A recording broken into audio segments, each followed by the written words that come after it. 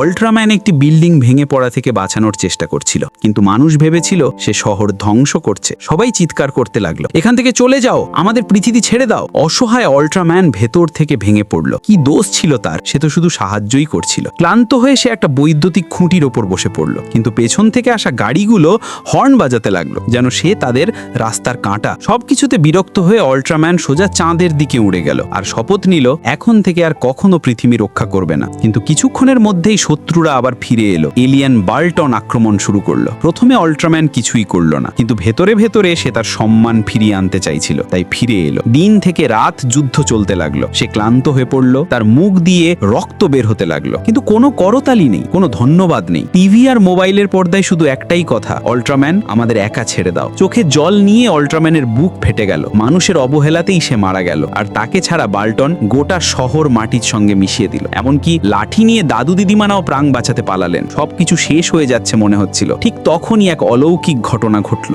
অল্ট্রাম্যান আবার ফিরে এলো। সবাই অবাক, তুই তো মারা গিয়েছিলি। আসলে এক ছোট্ট বাচ্চা এখনো তার উপর বিশ্বাস রেখেছিল, আর সেই বিশ্বাসই তাকে বাঁচিয়ে তুলেছিল। এবার সে আগের চেয়েও শক্তিশালী হয়ে ফিরে এসেছে। সে তার মাংসপেশি দেখালো, তারপর ছুড়ে দিল তার স্পেশাম রশ্মি। একবারই ধ্বংস করে দিল বাল্টনকে। এইবার মানুষ তার কদর করলো, হাততালি দিল, ধন্যবাদ জানালো। অল্ট্রাম্যান একটুখানি হাসি দিয়ে আবার বিদায় নিল পৃথিবী থেকে।